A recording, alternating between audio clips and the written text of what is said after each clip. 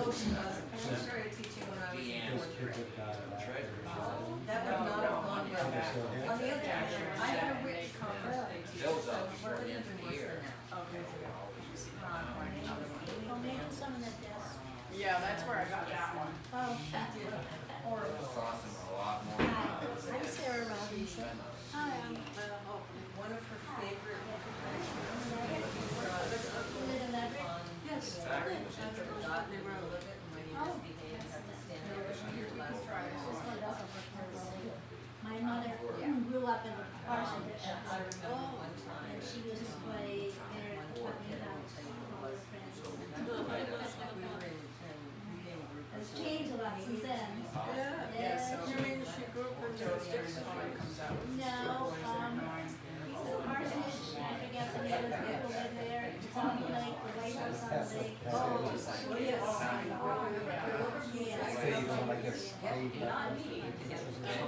Well, I do, yeah. I do.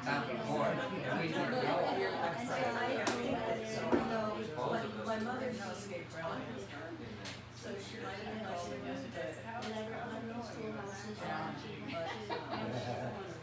But it's school.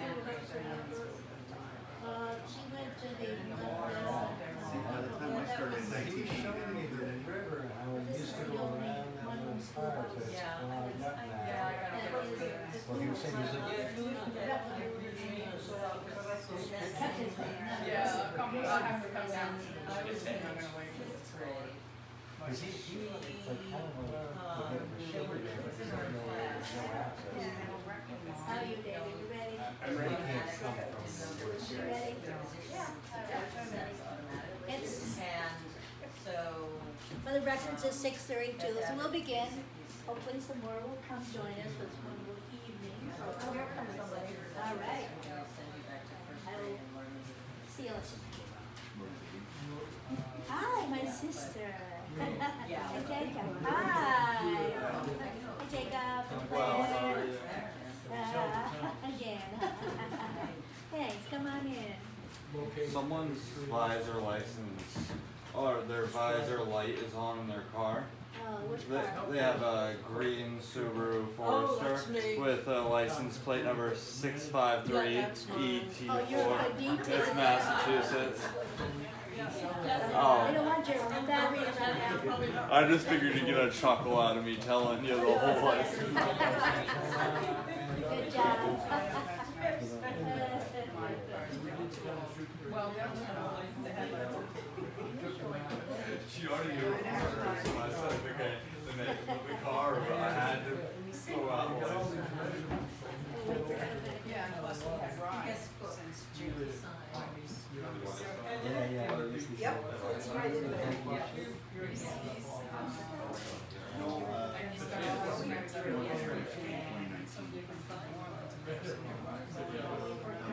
Okay.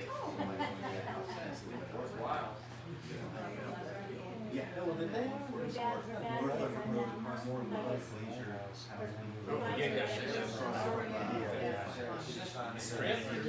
Next month, waiting for the next meeting. For triple A, it'll take a while. This is probably the highest.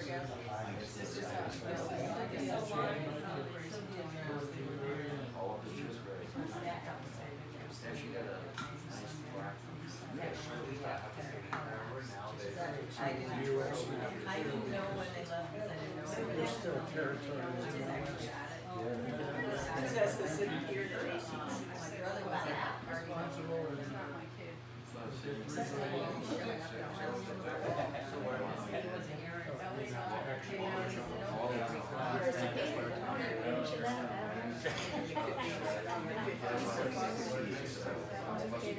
Yeah, there's gonna be a quiz, so she probably didn't know that.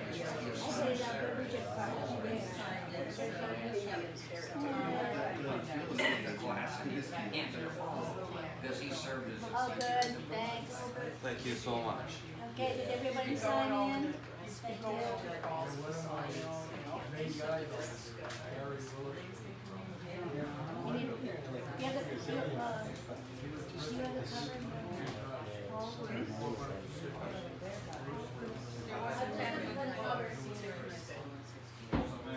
Where?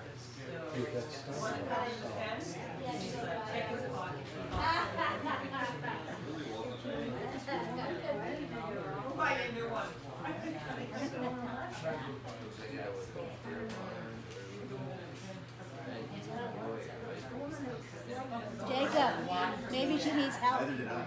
Yeah. Can you come back yet? No. And you know, what's the other day, a friend of mine was talking about it. Next year, You know what a car is? I know where the car is. I read this. and you can, well, it's still, it's pretty well, so actually, that's what he was redoing with the highway now plans, is that the water used to come around the water. Actually, I went to the some ceremony. amazing I stone. did the waterfall. This piece of stone, like, you know, me and Dave, and, 4 feet wide, it was thick. You wouldn't just right through the Yeah, slide. yeah. Thank you guys. It's all- Super painful. Thank you. No problem. Okay, we'll try again. So welcome, thank you for coming. Please stay for refreshments. Thanks to Susan Linton over here. Wave your hand, Susan. And Charlotte Abbott made some cookies, but she couldn't come tonight. She's sick with shingles, so we were in your thoughts. Yeah. And we've got some good news about some grants that we've gotten for the schoolhouse. One is $1,000 to work on the windows, so we're asking for volunteers to help with that, because $1,000 won't go too far, but we're gonna work on it, and Dennis Lombardi's already volunteered some time, so that's good. And then we got an $8,000 grant from Mass Cultural to do assessment plan, and it's a matching grant, so we're asking Leverett CPC to provide the other $8,000, and they're meeting in a couple of weeks about it. So we're moving ahead with some ideas, and can't go very far without some money. So we appreciate any donations, and we appreciate the grants. Or if you ever hear of another grant that's around that we can apply for, we'll go for it. So thanks for that. Julie, do you want to give any sales pitch? She's our treasurer, Julie Shively. Just any revenue is welcome. We need to pay insurance on the building, we pay electricity, we provide these programs as a volunteer donation because, we just want people to be able to come. So, and I would also like to thank Dennis and his daughter Gina, who they fixed the chimney last year. Nobody asked them to do it, they just came and did it. So anyway, that's what makes this community great. Yeah, great. Yeah, if you come next time and you've scraped and painted, we won't mind. And then I want to say we got another program coming up on August 12th. It's a Saturday, and the players are going to talk about the Morse Connor Post Office, which used to be right down here by the river. I don't know how many of you remember or not, but we have some of the post office upstairs. We'll bring it down for exhibit, and Mary, LeClaire Smith, and other players are going to talk about it. It was Harriet's general store and post office together, and Harriet LeClaire was Mary's grandmother, so she's got a lot of good history behind it too. So come out for that if you can. It is a Saturday because that's when they could come and do it. But tonight we're going to do Ruby's night. When she was 100, she said, "What a pleasure to listen to a good, smooth reader." And David Palmer is just that. So thank you, David, for taking this on. Thank you for doing it. You're welcome. So my assignment was to read Ruby's articles that were in the Greenfield Recorder, but I thought I would give some background about Ruby. First, Ruby herself, then her family, and then the house that she lived in, then the road that she lived on, and then some more of the reading. So Ruby was born in 1884, which is 140 years ago roughly, and she lived to 1987. So she was 103 years old, which, does that strike anyone as a coincidence that she was 103 years old, Silas? Is 103? Do you know anyone else who was 103 years old? Yes, the last woman that lived in the same house as Ruby.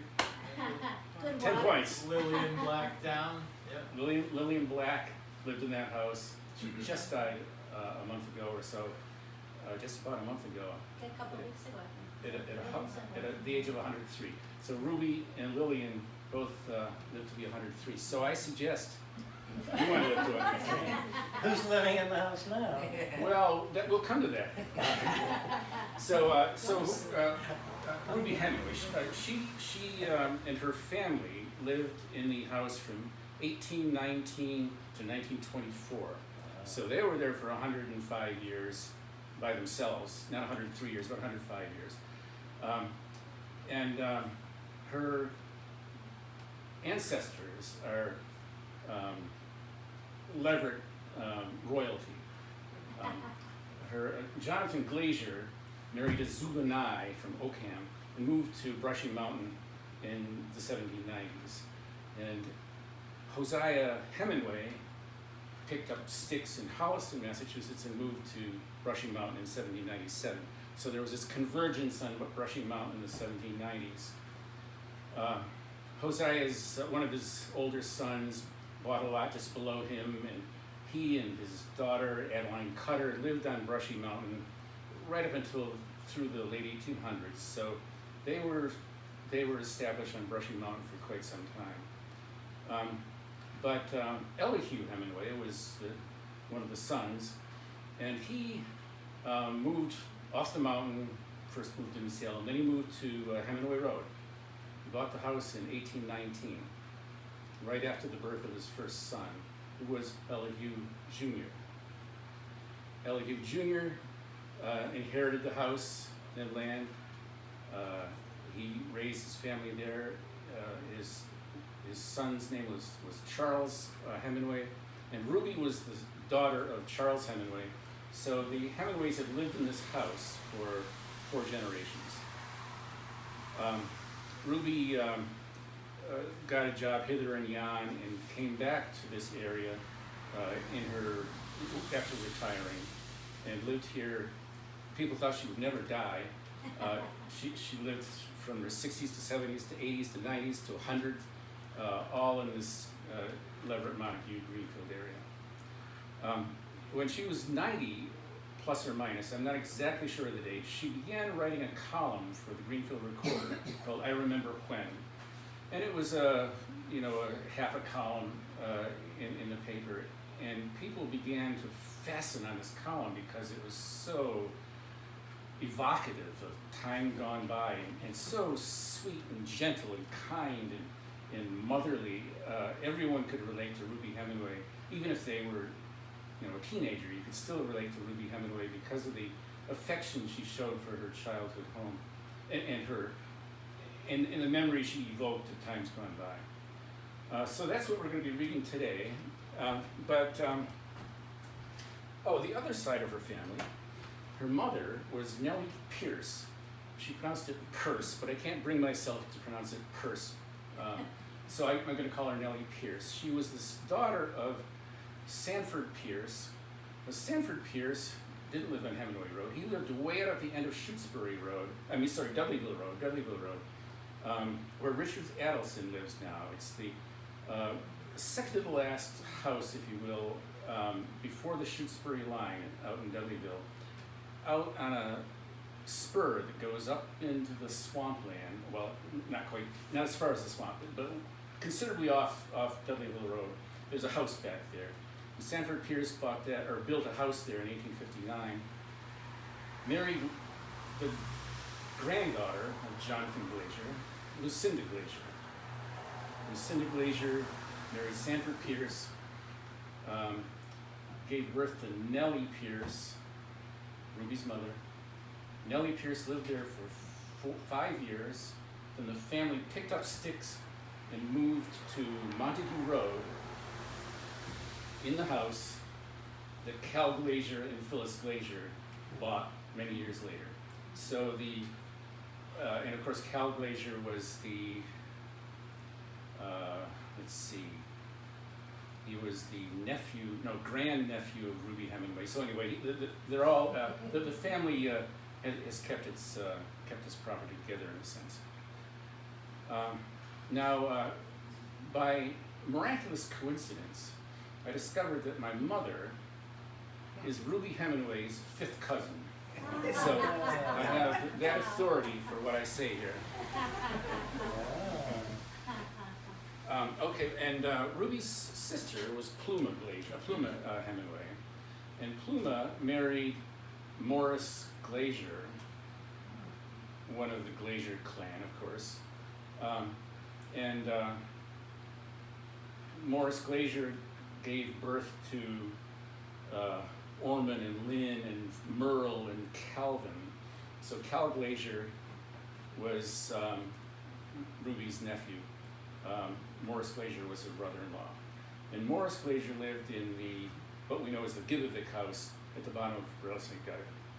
And nobody knows the Gibovic house better than Eva, so I won't pontificate on that. Okay. Oh, then in 1924, the Hemenways sold the house to a man named Royal Hewitt, who sold it to a guy named, I forgot what his name was, Clinton Fogg, to George Cannon, and in 1943 to Jim Black.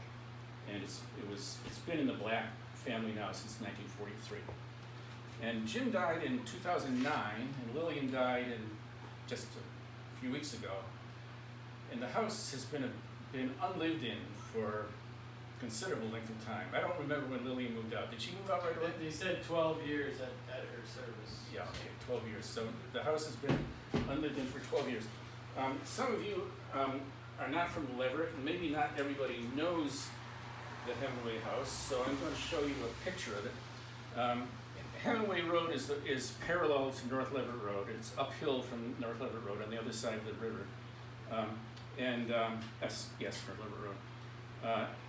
And the Hemenway house is right in the middle of Hemenway Road, on the downhill side, the north side of Hemenway Road. And this is a photograph of the house as it is today, as seen from the road. And I'm going to show you a slightly different angle from the southwest rather. And you can see that the foliage has grown up a lot around it. So, and the paint is peeling and so on. Of considerably greater interest is the back of the house. Now this is the house from the back. And I encourage everyone to notice. Did you take that picture from what I told you last time, David? Yeah. We're going to have a little disquisition from Silas in a minute. There's a tower in the back of the house. It looks like an elevator shaft. It's about 7 feet by 7 feet. Silas, what is that elevator shaft? It's the last remaining 2-story outhouse in Leverett, You can go on the second floor. So how does it work? You're on the second. I've wondered the same thing So myself. Have you been inside? I'm guessing it's like a chimney and there's several flues. Okay. That's my guess. We're hoping that there's several flues. It's 2.5 stories. So that is remarkable. It's amazing. Um, That's incredible. Have you been inside the house? Not in Oh. years. Okay, I was hoping you had, because this is another view from the back. And notice it's about 2.5 stories from the, sorry, I should have held it up. It's about 2.5 stories as viewed from the back. And of course the trees are all grown up around it. But that bottom story, there's something going on with that bottom story. And I was hoping that Silas would fill us in, but I have only been in the living room of the house, so I don't really know anything about the basement. But we're going to see that the basement is where the great-grandparents lived at one point. And the history of the house is a little bit obscure. Okay, so returning to the house itself, it's extremely old. The property was, we don't know how old the house is. It may be burned down or was rebuilt in 1950 or something, for all I know. But the deed history goes way, way back. The Hemenway property was sold to Widow Bridgman in 1730. and she sold it. I don't know that Widow Bridgman actually lived there, but her property ran a half a mile along Sawmill River, ran up what is now Old Mill Hill Road, to a great rock on the other side of Hemenway Road. And I looked for that great rock, and Richie Roberts has graded that whole area, so I think the great rock might be buried, but I would like to get more information about that if possible. In any case, it came a half a mile down well, it wasn't on the road, but the line came down half a mile, and then out to the river again. That was sold to David Smith, but we don't know the date of that sale. But David Smith actually lived there. And he sold it, David Smith sold it in the 17,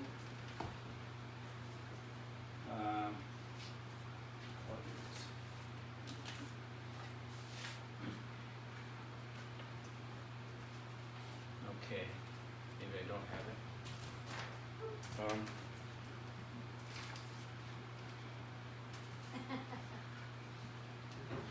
Okay, it doesn't matter. He sold it in the late 1700s. So the house, someone was living on this property in the late 1700s. And it went from one person to another, and eventually to Elihu Hemenway in 1819. Okay. Now what I wanted to read was a couple of sections that refer to this basement. When my grandfather was married in about 1841, they tore down the oldest part of the house on the west and built a whole new part. This is Ruby speaking. He got a granite stone sink, but it was so thick on the sides and bottom that it was terribly heavy. He had a good lot of he had a good piece of the stone chopped off so that the weight wouldn't sag the kitchen in the corner. It was not so smooth as a soapstone sink, but it was useful and quite practical. It served for 80 years or more. Then it was removed, and something more modern put in its place by the present owner, James Black. Okay. Now, going to... What happened to the tank? We don't know what happened. I don't know what happened. I talked to Lois Black, Okay. and she says it's still there, and then, Like in the basement or something? yeah, but nobody can move it because it's so heavy. Nobody can move it because it's so heavy. Okay, that's good. Who said that, Sarah? Lois did, Yeah. and Mickey said he knows right where it is, and he'll take us over to look at it someday. I'm waiting for someday to have it. Yeah, that was because of the light, since they were just like trying to We were never allowed to whine or tease for anything. So when my father said to us one day, "Come down to the cellar kitchen shop." So the cellar is called the kitchen shop. Presumably once a kitchen, now a shop. And I want to show you something, and there were 2 bicycles for the girls down there, and they were thrilled to death. So the point is that bottom story was said to be a kitchen shop at one point. And then to 15, page 15.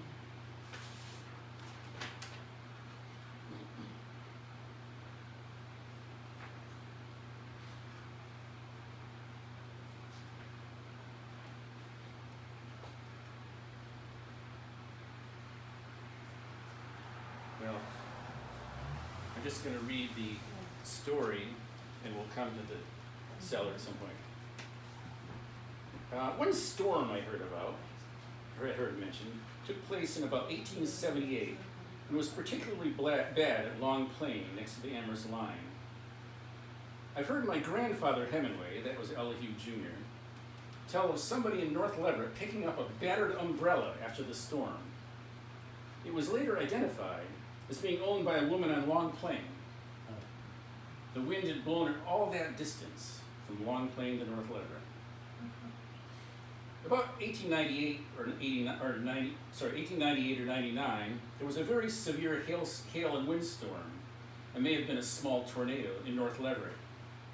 I remember that my father had been out with the horse and buggy. He got home just in time to put the horse in the barn and get into the house before the hail came. Afterward, it was told that some of the teamsters got caught out with no protection from the hail. They grabbed their water buckets and put them over their heads. I always wonder that the horses didn't run or think they were being beaten, but I'm told that they just kind of squatted down and cringed.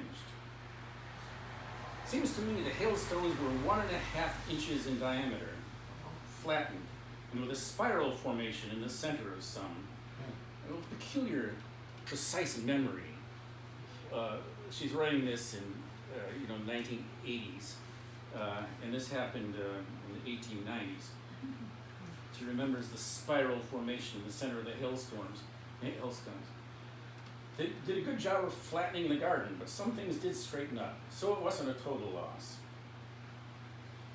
The wind and hail were so severe that every window pane in the front of the house was broken. My father said the sashes were old, so we had to get all new ones for the front of the house. I can remember that my mother and he both worked painting them, drawing the sashes, down in the old cellar kitchen that he then used for a workshop, where my great-grandparents had lived. So her great-grandparents, Ella Hughes Sr., and great-grandmother, Lucinda Glazier, lived down in that basement level of the house. I don't know if the house was tall enough to live elsewhere, or whether that was a kind of a one-story cabin in the back. But remember that the house is built on a hill, and the front of the house is just 1.5 stories, and the back of the house is 2.5 stories. So there's a big drop-off. So there's room there for a small, cozy house there, I suppose. Well, so the basement was like walkout. Yes, the basement is a walkout basement. I was struck by the fact that the house is so close to the road. I thought, wouldn't it make sense to build it in a place where it doesn't drop off so steeply? But then it occurred to me that in those days, you must have wanted to be right on the road, because you would be coming along with a cartload of bags of corn or something. You didn't want to carry them 1/2 mile down to your house. So there was a good advantage to being right on the road. And all of the old houses in Leverett are really close to the road. My house on Hemenway Road is, you probably look down on the road. The Glazier's house is 1865, but the Hemenway house is the only other house of that vintage. A lot of the houses on North Leverett Road are close to the road. Okay, so let's move on to the next item on my agenda, which is the road itself. Now, Ruby reports that, if I can find page 3, I had these all in order at one point, but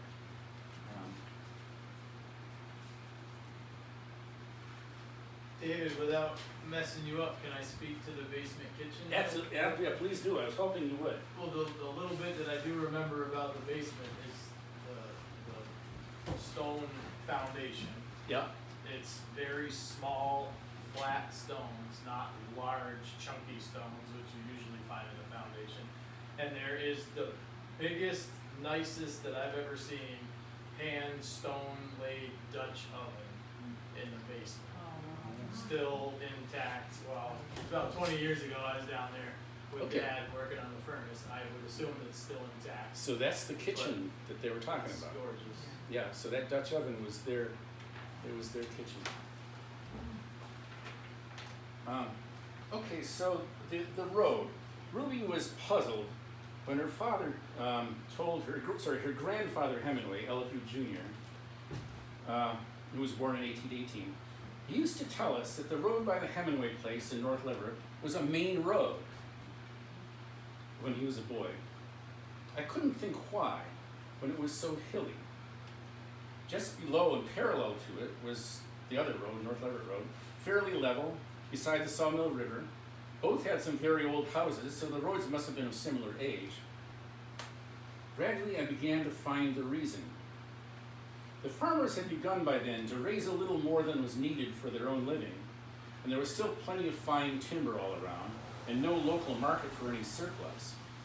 There was a need down the river, however, for the growing towns for just such a surplus. So enterprising businessmen began sending boats up the river for trading. The boats came up the river from as far away as Springfield. I'm not sure, there's a dam there now, but maybe it's possible to come up in a boat from Springfield down then. And docked at Whitmore's Ferry. Whitmore's Ferry is at the very north end of Sunderland. It's right on the river. There's a waterfall by the Whitmore House, and if you haven't seen it, it's on Falls Road off of Montague, off of Route 47 at the northern tip of Sunderland. So they would dock at Whitmore's Ferry, North Sunderland, to get their produce from the hill towns of North Leverett, Wendell, Shutesbury, and New Salem. Now you might think, New Salem? Yes, Hemenway Road, Jackson Hill Road, if you can believe it, and Cranberry Road, the road that goes down to Cranberry Pond. Reservation Road. And this road here. Shot. Exactly, it was a straight shot from New Salem down to Sunderland. And so it was this shortest distance to go down Hemenway Road to Jackson Hill Road, despite the hills. Because the North Leverett Road went from Shutesbury to Montague, and there were other lanes that developed that were shortcuts, but so that's the rationale for it. And that road was laid out in 1759, which was 15 years before Leverett became a town. So it was still part of Sunderland at the time. So it was in fact a county road before Leverett became a town.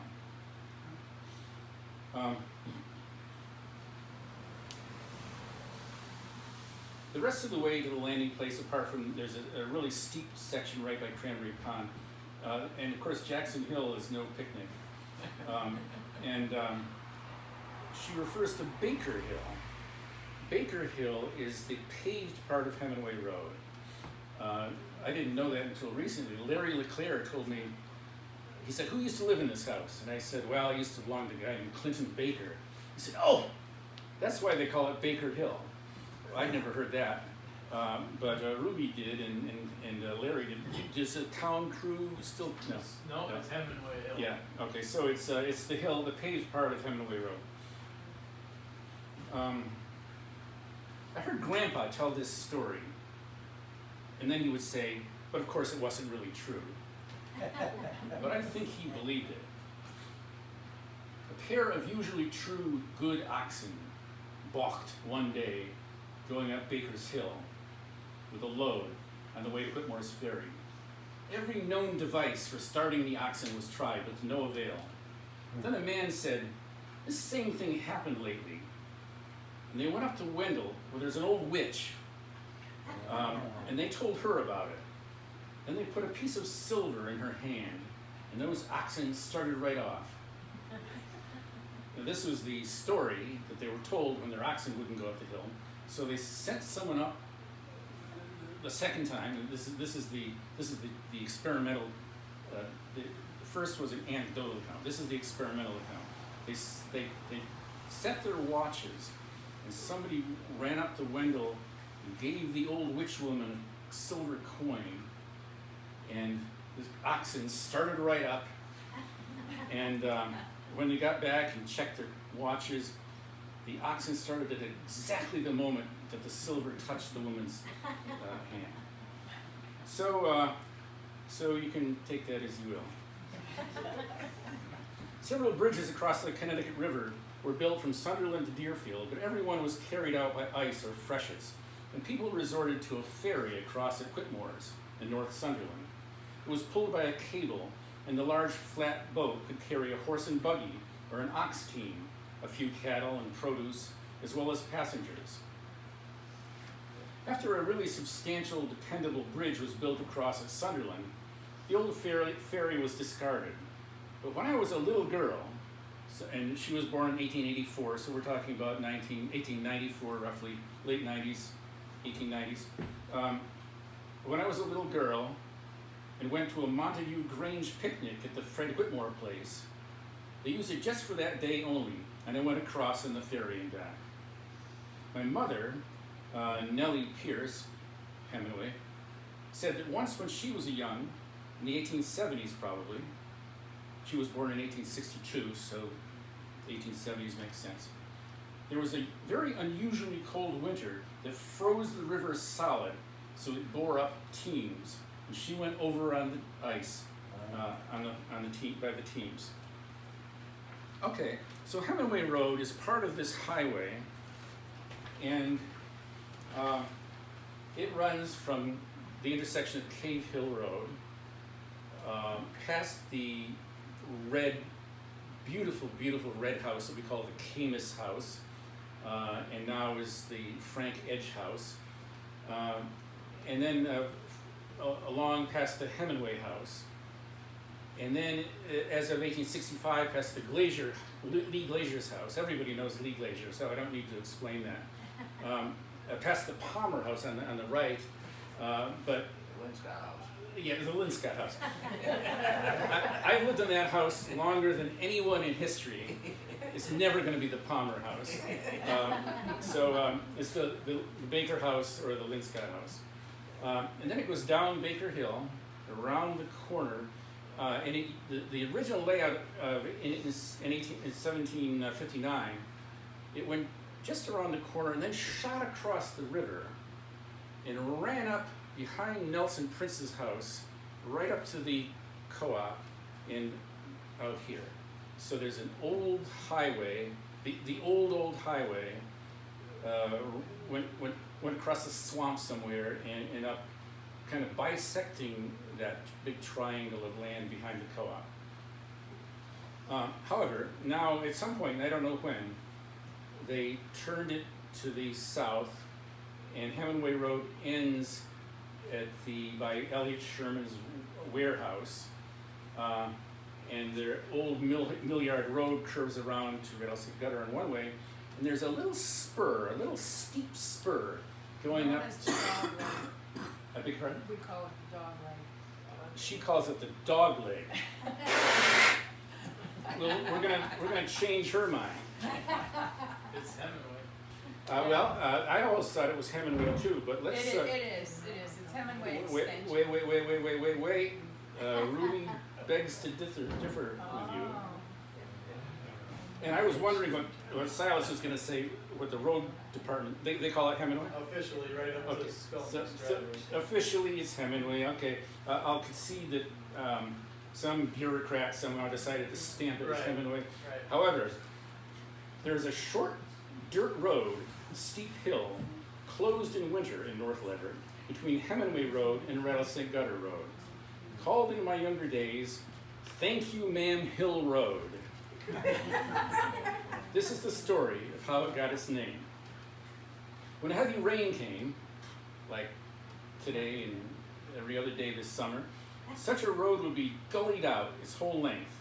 So the roadmen put small dirt bars across diagonally, slanted a little, so the water would run off to one side into the ditch.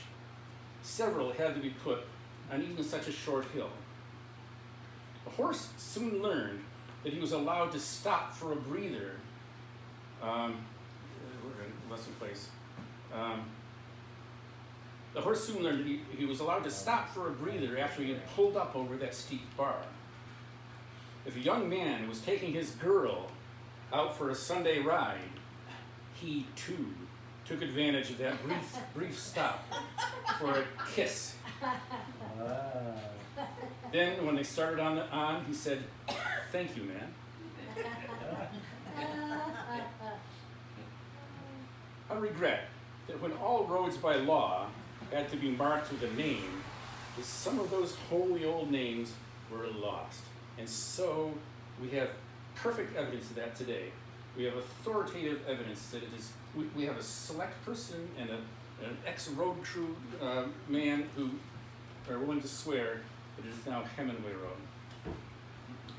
I know, I can't, that's a great story. I always wonder why they call them thank you names. Yeah, I think it's the same in the gutter too. Yeah, they tend to go over their speed. We could use those now. Yes. Okay, where's my, here it is, the cheat sheet. Okay, now we're going to hear from Ruby herself. Thank you to Eva Gibovic for supplying me with an audio recording of Ruby and an interlocutor, someone who's interviewing her. They parked on Montague Road just at the end, somewhere near the end of Rattlesnake Gutter Road. It's not clear from the conversation precisely where they were parked, but just let's say at the end of Rattlesnake Gutter Road on Montague Road, they parked and talked about things. So let's see if I can find. It's Louise Minx, Dave. It doesn't sound like her to me, but I'll let you decide. 22:30. Louise is in Colorado, so it's hard to confirm.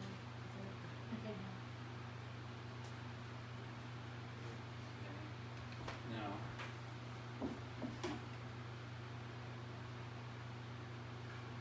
What's going on here? What? Oh, we have no. Oh, it's They wanted to build the road.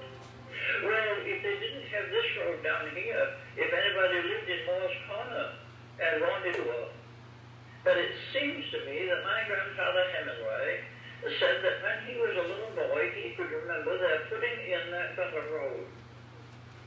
And his coming down there and... Can everyone hear it? Yeah. Okay, good. So I was just going to tell you what it's about in case you couldn't hear it, because well, anyway, you'll see. If you can hear it, great. But she's talking about the building of Rattlesnake Gutter Road, which was a county road built in 1834, thereabouts. So her grandfather, her grandfather, then born in 1818, would have been, a young teenager. And he's telling about the building of Rattlesnake Gutter Road. Watching them work on it. So that would have been about, he was born in 1818. That would be 1828 or something like that, when a small boy would be curious and go down there and watch them. And he used to tell about the ox team that was loaded, and they were going to dump the contents of the dump cart over the edge to make a retaining wall. And they got a little too far out, and the load overbalanced the oxen, and the whole thing went over the bank. But it wasn't in the deepest place. It was down somewhere near the bottom, as I remember here. On this side? Yeah. And I don't know, it didn't kill the oxen. I don't know whether it injured them so they had to kill them or not. I don't seem to remember. I just wanted to point out her accent. Her accent sounds to me like vintage old New England. Yeah. I don't know why I think that, but I'm 75, and when I was a kid, I used to hear some old-time New Englanders, and her accent sounds pure to me. It was something that he remembered. Those oxen going heels over head down the whole thing, the cart and all. Why do you suppose they wanted to build the road? Well, if they didn't have this road down here, if anybody lived in Moore's Corner and wanted to come down to Leverett Center, they had to go up Hemenway Hill and clear the way around and up the Dugway, not up the Dugway, but up what they call Cave Hill now, and clear the way around all that way in order to get to Leverett from North Leverett to North Carolina. Well, isn't what you call the Dugway that stretch of road that goes from the bridge there by the mill pond and up onto Cave Hill? Yes, up to the Four Corners, they called it the Dugway, because they dug it out of the side of the hill. Okay, so the Dugway goes from the mill pond, the North Leverett Mill, up Cave Hill Road to the Four Corners, Hemenway, Jackson Hill, and Cave Hill Road. That the present Cave Hill Road is what she's calling the Dugway, and it is on the 1858 map. So it was built before 1858. But curiously, or curious to me, the full extent of the present Cave Hill Road was not complete until after 1924. That's the latest map I have, showing that it went down the old Cave Hill Road, down by Eva's house, or down to the gutter, cutting off the present bottom of Cave Hill Road. Now that is quite fascinating to me. Notice that Ruby's talking about what a pain it would be if you couldn't go down the gutter. And to my eyes, going down the gutter seems like torture, because you're going down this steep thing with a hellhole off to the right, and cliffs off to the left. It's like one of those cartoons. But she explains why people didn't want to go down Cave Hill Road. And it was that last stretch, very steep with a big rock in the middle, that was apparently so steep that people would rather go around the gutter and down that precarious gutter road than brave this little section of Cave Hill Road by Eva's house. But done during your time, wasn't it? No, during my father's time, 1860, along there, 70 something. But they could go out by the Hemenway place to the Four Corners, and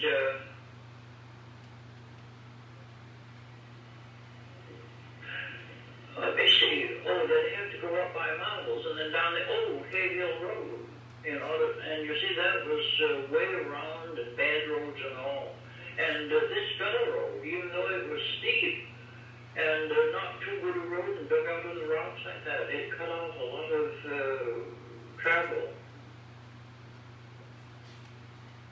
It must have been some trick to get the horses to go down anything as steep as that. Do you recall when they did it? What you mean, when they were driving? Yeah.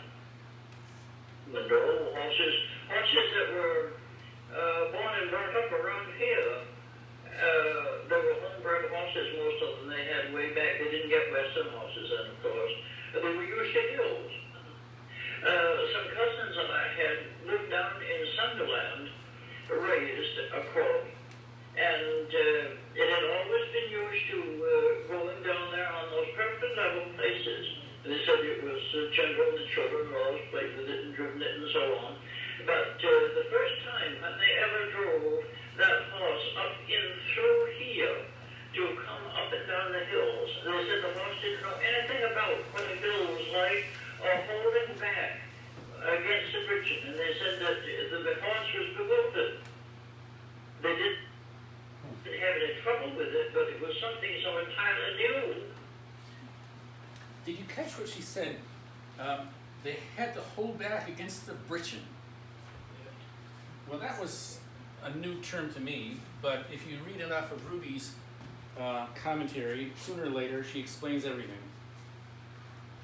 I was coming home from church, where there was a rather sharp incline, but a good handrail.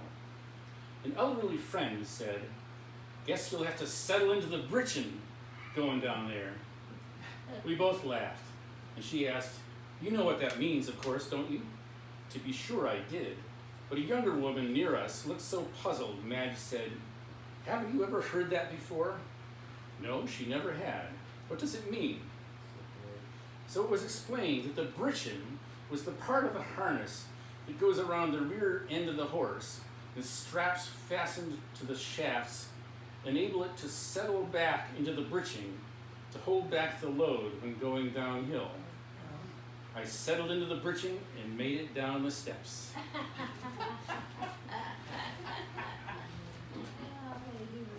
Dear Ruby. Okay. Now, I have a couple of anecdotes about school.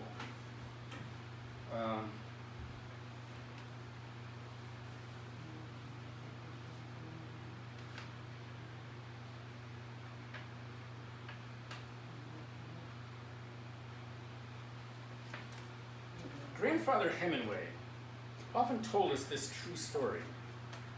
When he was a little boy going to the school near where the coal kilns are now, not coke kilns, but coal kilns, where the coal kilns are now, there were 3 of them at the time, he found all the children very excited one morning.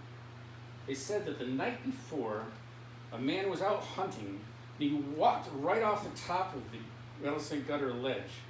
He fell onto the sharp rocks in the pasture below and hit his head on them, quote, broke his skull and his brains fell out. Of course, they all dashed over to see, but the body had been removed. They only saw a bloody mess to relieve their curiosity. So she's talking about the school that, where the one remaining charcoal kiln is now. Across the road and a little bit north, there's a little flat spot on the side of the hill, and that's where the schoolhouse that served Brushy Mountain and clearly Hemenway Road right up until 1865. In 1865, they closed that school, I guess because Brushy Mountain had pretty much petered out as a source of children, and they moved it. And where do you suppose they moved it to? They moved it to Lee Glazier's field, presently Lee Glazier's. It's Lee Glazier's house, or now Angie Glazier's house. So as you come up Baker Hill, up that paved section, there's a couple of new houses on the right, and then a little field, and then there's Lee Glazier's house, the first old house you come to on the right-hand side of the road is Lee Glazier's house. Of course, everybody knows Lee, so I don't need to explain. That's right across from the Palmer house. Yes, right across from the Palmer house. Yeah, everyone calls it the Palmer house. Which is where the Linscotts. Where the Linscotts live. We let the Linscotts have it for a few years. So that was an old schoolhouse, and you can see, and Margie Glazier used to show off the boarding, the siding was like this, big wide boards all the way around, and there was a hole for the pump to go through, or maybe it was something worse than a pump, I don't know. All the children from the Brushy Mountain Road, meaning the road that goes up over the mountain, beginning at the very top, where my grandmother Glazier lived, that's Lucinda Glazier Pierce, came down that long road to school, even in winter, when the snow was so deep, the girls' skirts were heavy and frozen. The only place for them to thaw and dry out was around the one fireplace. Now let's hear Ruby again. 2230. Oops. 2806, sorry.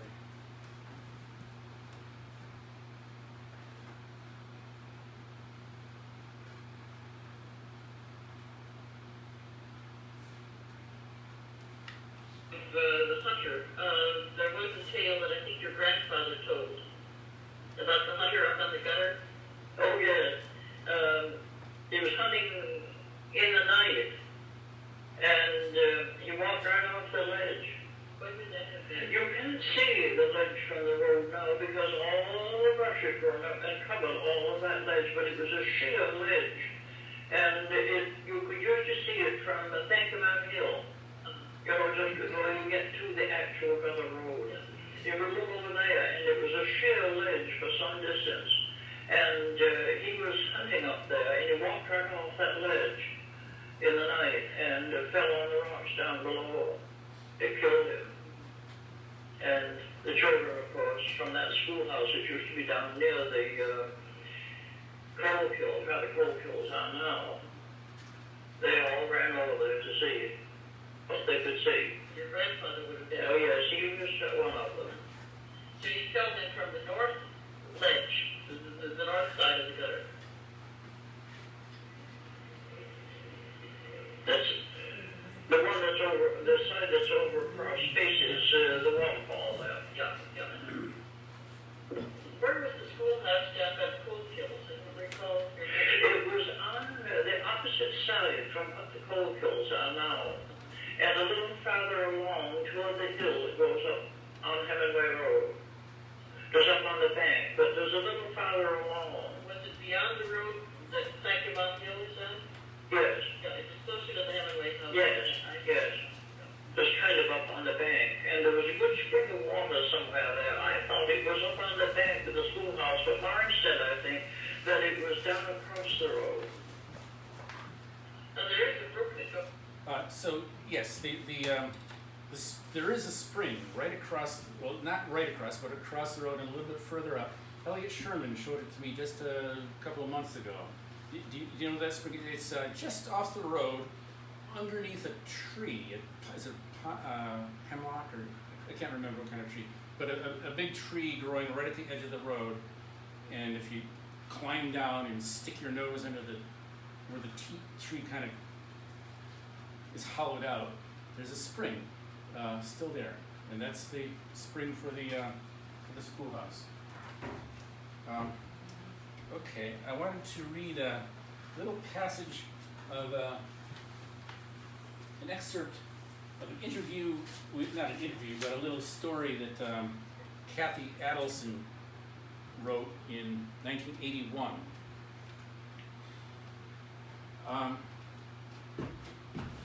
Which was built by Ruby's maternal grandfather, Sanford Pierce. The house was built by Ruby Hemenway stopped by the other day. The house that Catherine lived in, Sanford Pierce's house, was built by her grandfather, who was born in 1817. He built the house in 1859 for his bride. Ruby's mother lived here until she was 5. So in 1867, the Pierces moved from Shutesbury down to Calvin Glazier's house, which is now Etheridge Fliner House, just south of the cemetery on Montague Road, not far from the school, if that's more helpful to some of you. Her older sister was 9 by that time, and she went to the Dudleyville school. All the other children in the school were named Dudley. She says all, so we have no reason to doubt her. Let's put it that way. All the kids are named Dudley. So how do you tell them apart? I guess their first names. Okay.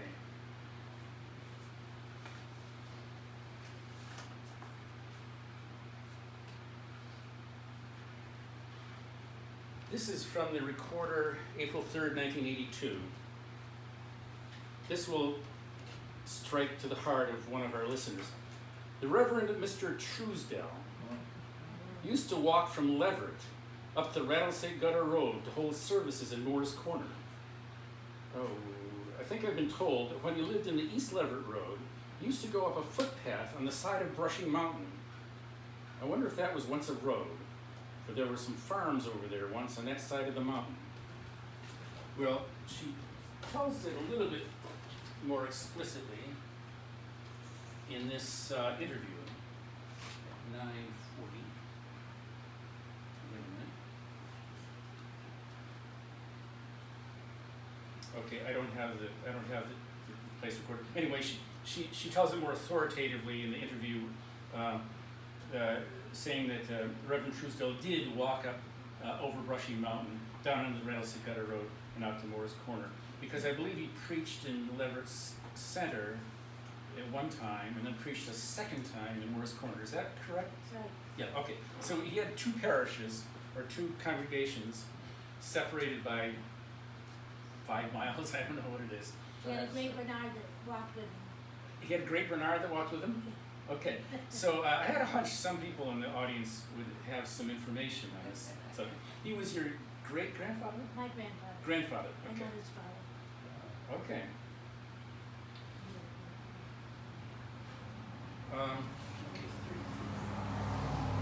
Now we're going to hear about the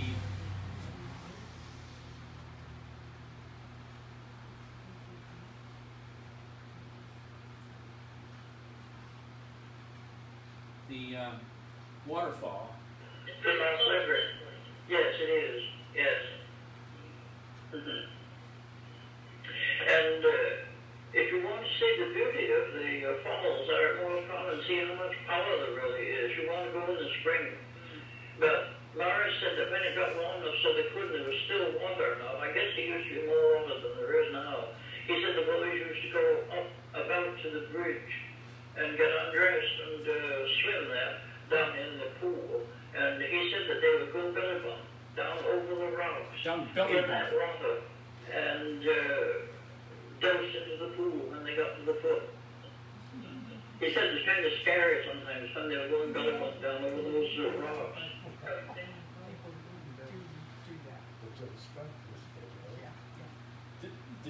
Do you have an anecdote? Well, I've never done it. My kids have all done it. Oh, yeah, I did it. Yeah. Abel's done it. I've done Yeah, it. Abel's done it. And just in the past couple days, Joe Sherman's children, Elliot's grandsons, and 2 of their friends did it for 2 entire days. Yeah. So it still goes on. Okay. Oh, and we had girls from England last year that were doing it. They were pretty excited, yeah. Yes. Our time is up. I want to respect people's time. There's a great deal more of Ruby's stories that can be told, but we don't want to stay here till midnight, so I want to give people the option of, is this a good place to? You can keep going as far as I'm concerned. Yeah. Okay, well, I'll do it another 15 minutes and then we'll take another poll. Okay.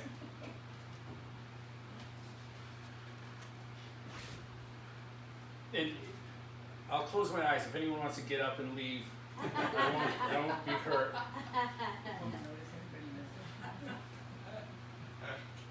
8B.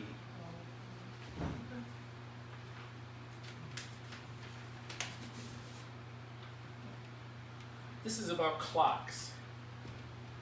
Sometimes early settlers found just where the sun was at noon and made a mark on their door sill. That mark was called the noon mark, and that was all the timepiece they had. Now, the scientists in the group are wondering, how can a mark tell you the time? There must have been an index of some sort, a pole or a tree or something for the shadow to fall on that mark. I've been told that the old Marvel House on Cave Hill Road in Leverett has such a mark. Many of you know the old Marvel House, but in case you don't, it's as you are on the Leverett Center side of Cave Hill Road, you come around the corner onto Cave Hill and you put it into low gear and you go up that steep hill, chuggity chug, and you pass Ryan's Hill Road, which is a little thing off to the right. And the Marvel House is the first old house that you come to on that road. It's right on the road, just as all the old houses were in those days. Long and facing the road. It's only set back 20 feet or so from the road. I believe Cynthia Roberts and her family live there now. I mean, I know they live there now. Okay, so that's the Marvel House, and the Marvel House has an important part of Leverett history because the Marvels have been around since the dawn of time. Jesse Marvel lived on Jackson Hill Road, right where your grandfather's house is, I believe. My father. Your father's house, yes.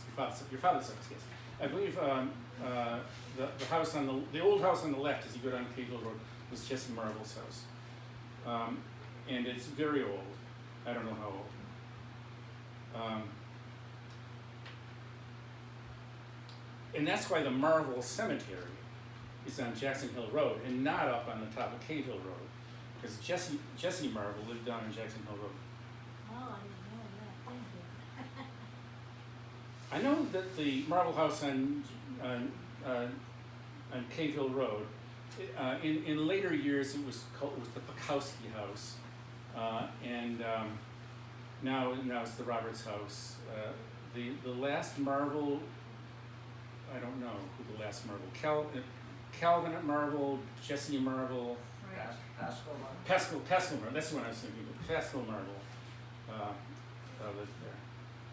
And they were prominent Leverett citizens. Of course, the Beam and Marvel company was half Marvel. I know that house had a latch string, for Mrs. Marvel showed it to me, still running from the cellar door to the kitchen. The string was positioned so that when it hung outside the door could be opened. When it was pulled inside, the door could not be opened. This led many to say to a friend, the latch string is always out for you. Mm-hmm. So you pull on the string and it will pull up the latch and you'd be able to get through the door. One of the earliest clocks is that a householder could afford was a very simple one that hung on the wall of the large kitchen that served as the living quarters for the entire family. It was called a wag on the wall, with the simplest works possible. A face painted with the figures, not Roman numerals, and often with two crudely done pictures in the upper corners. The works at first were not even enclosed in a case, and there was a long pendulum with a flat metal disc on the end and a catgut cord holding a heavy sealed cylinder of sand. When the clock was wound, Sunday morning, that weight was pulled up and then it let down tick by tick during the week, so it made a pleasant, companionable, unhurried sound. Tick, tock, tick, tock. The old Hemenway wag on the wall was bought by my great-grandfather. Now that's Elihu Sr., who bought the house in 1819. As a second-hand clock, so it must have gone well back into the 1700s. Eventually, a younger family member made a case for it with a paneled door, cut out a section between the upright timbers in a bedroom and set the case in there. When we moved from the farm, the case was just removed and then set up like a tall grandfather clock. It's now in a living room in Connecticut somewhere, a prized family heirloom. My other grandfather, Sanford Pierce, had a tall shelf clock with a beautiful gold leaf ornamented face that had wooden works. It is still in use, but that beautiful loud tick-tock is more subdued in this style.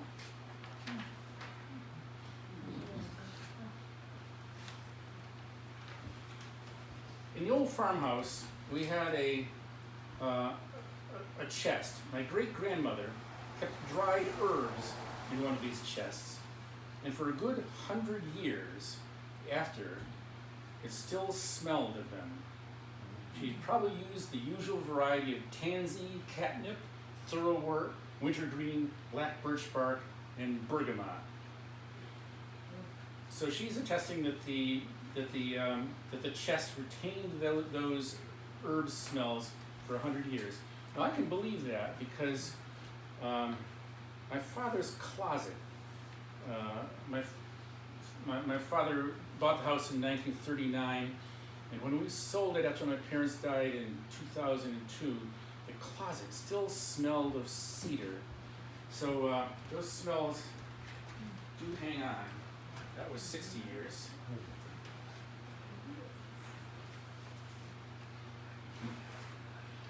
the Fannie Taylor anecdote, 3140. Okay, we haven't heard much about Morris Glazier. Morris was Ruby's brother-in-law, married to her sister Pluma. And as I said, he lived in the Gibbethick house, if you will, at the bottom of the gutter. And he, among other things, did maple sugaring. What is this anecdote? Oh yes, he had some children. He had Merle Glazier, who was Charlotte Abbott's father.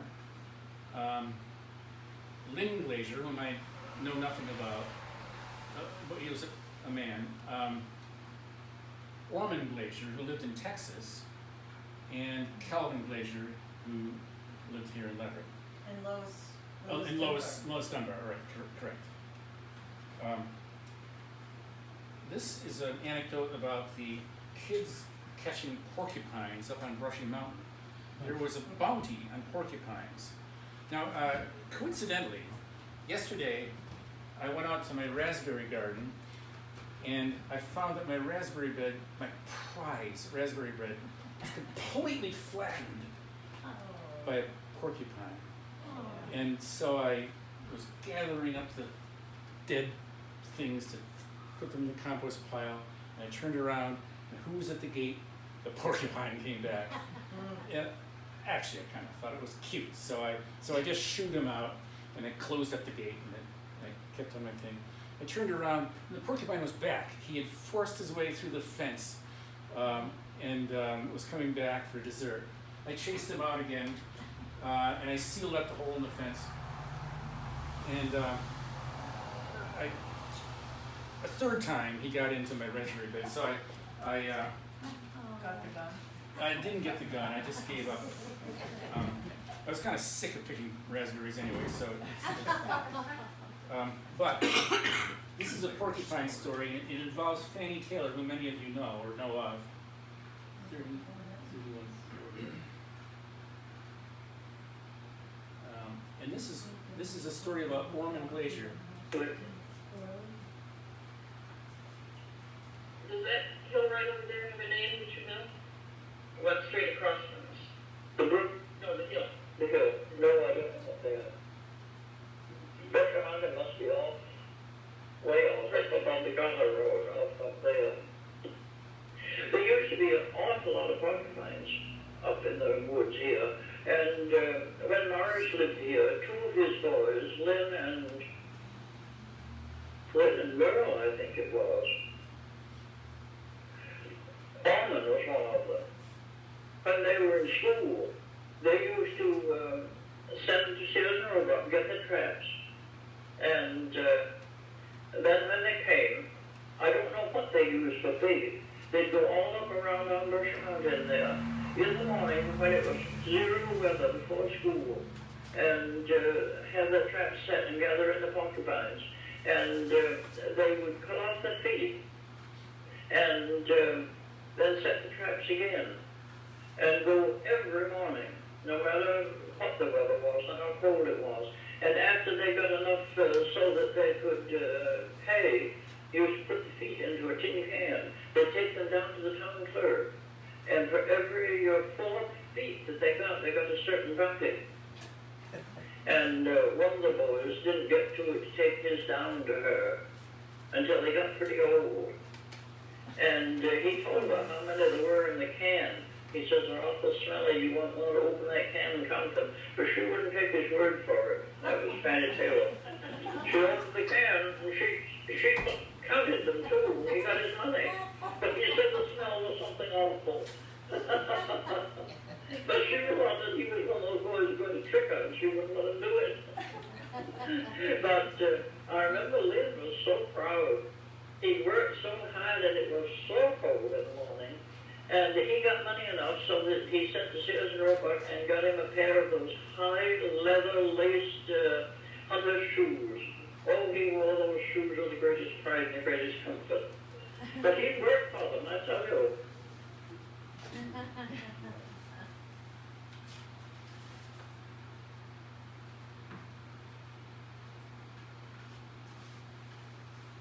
Okay. Dave, Yes. I remember bringing feet to Fanning Taylor. Really? Yeah. Yourself? Yeah. No And kidding. my brothers, yeah. Wow. Yeah. I Well- don't think I do it now, but. Yeah. I must say, I kind of became friends with that porcupine in my backyard after. How did they kill the porcupine? Well, when I was a kid, it was rabbits. And I don't remember how we killed them. Probably my brothers. I don't remember. Yeah, my brothers did that too. They used to get 50 cents for 4 legs, for 4 feet.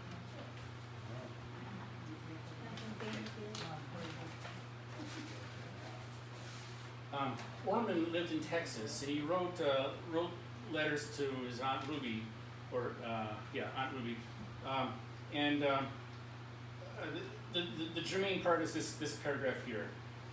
He's talking about the county fair. There were a few pairs of steers and oxen, but not as popular as the horses. These are the oxen pulled.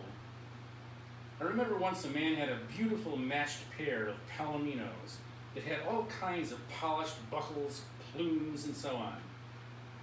But Jimmy Black's team from North Leverett, that folks said came right from a lumber job in the woods, with not a lick of polish, won the blue ribbon over the more stylish pair. A couple of things I liked about this, the idea that it came right from the woods, which would have been Jim Black, and the fact that he called him Jimmy Black, because Orman Glazier was a contemporary. I would never have dreamed of calling Jim Black Jimmy. Jim was a remarkably kind person. When I first moved to Leverett in 1978, Jim lived just down the road, and I was a flea-bitten, grubby young man with a bunch of housemates, and we lived in this house with no plumbing and no indoor heat or electricity, and Jim is an old-time Yankee, and I was pretty sure that he would think I was some unwashed beast barely worth talking to. But one day I ran out of gas, and Jim came along, discovered me out of gas. He went and got a gas can and tipped me in a gallon or so, and I tried to pay him. He said, nope, neighbors don't charge neighbors for helping one another. That's what we do. So, good old Jim, despite my grubbiness, of course, Lori Kenderson knows all too well what I looked like in those days.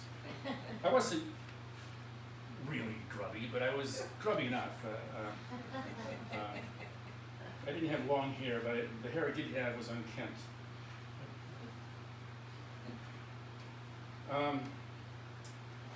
His house is still full of trophies. Is it? I bet it is. Because his horses knew how to pull, because he used to go out in the woods with them and haul trees. Okay, so I have another. Number 9. Yes.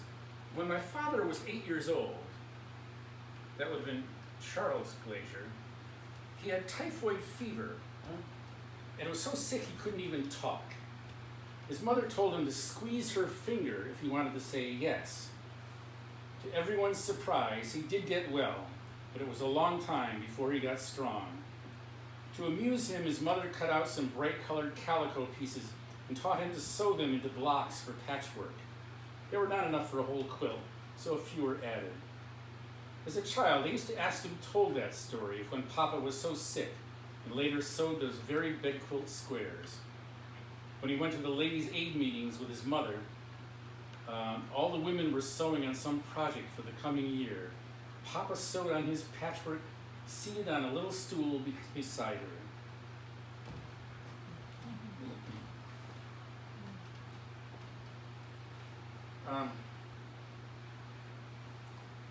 When I was looking over old clippings, I came across this one verse of a song Grandma Pierce used to sing to us. And I've always loved it and wanted the other verses. There must be some more. I'll chase the antelope over the plain, the tiger's cub I'll bind with a chain, and the wild gazelle with the silvery feet, I'll give it to thee for a playmate sweet. So, Ruby Hemenway didn't have the internet, but I do, so I looked up this quatrain and found that it's called Ossian's Serenade from the 1760s, and it comes from Ireland. And if you care to, you can find it on the internet and hear it played. Anyway, that was Ruby's grandmother, who was Lucinda Glazier. One more. Before I said let you go in 15 minutes, but it's 20. But you have to hear this story. Where did it go?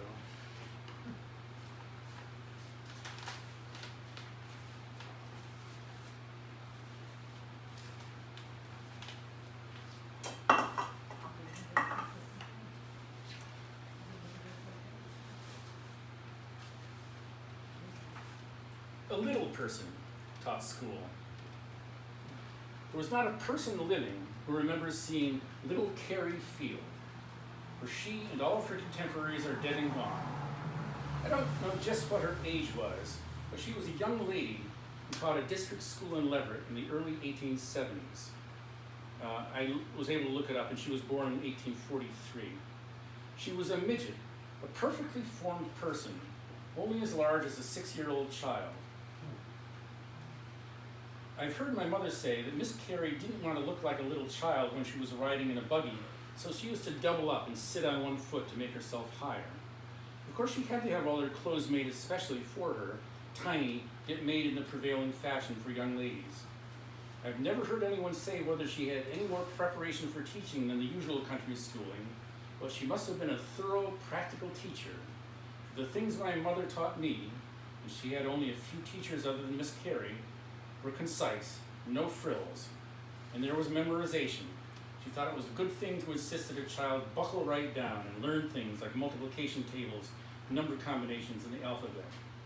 Miss Carey was particular about reading, taught about punctuation marks, some phonics, and all the basics of arithmetic. I remember one thing that was passed down to me: if you come upon a new difficult word, take it apart in syllables. Try to associate it with some other words that were similar, and then try to pronounce it. There was one large family of children among her pupils who always checked each other carefully to be sure everyone did her share of the work and took their proper turn. There were so many they doubled up on their lunches in the dinner pails. So of course they had to take turns carrying it. One afternoon, a young man with a fine, smart horse and buggy came to the schoolhouse door and asked to see a pupil, a 16-year-old girl. He called to take her for a ride, and she was excused and went.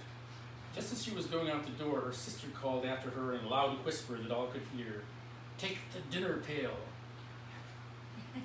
Miss Carey had good discipline, so the school was quiet and orderly, and real work could be done without interruption. Even in the winter term, when the oldest boys were attending for one last term, they behaved themselves.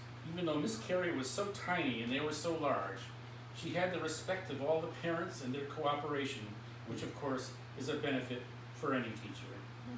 When I was a little girl, we had a Miss Lucia Field of Leverett, a good, capable teacher, in our North Leverett school. One Friday afternoon, her folks came to take her home for the weekend. They told my mother with much wonder. There was a little bit of a woman, no larger than the first grade children, but she talked and was dressed and looked like a grown-up woman. Oh, that must have been Miss Carey Field, and she told all about her. She was a daughter of Alden Cooleyfield, who was born in 1807. He lived in East Leverett, and he ran a woolen mill in East Leverett. She was a school teacher for 28 years, and she made a pine cone dollhouse that is now in the Field Family Museum. At least that's what the record says. So that was made by Carey Field. I pulled that one out for Edie Field's benefit in case she were able to come. Well, we're now at an hour and a half. Shall we call it a night? And yeah. Okay. And there's refreshments over here. Thank you for,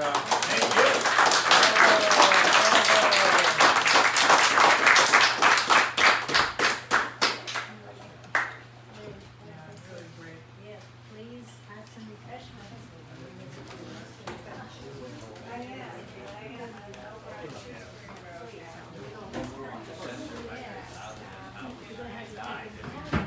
So Dave, I moved to Leverett in 1978 too. I went to go visit my mother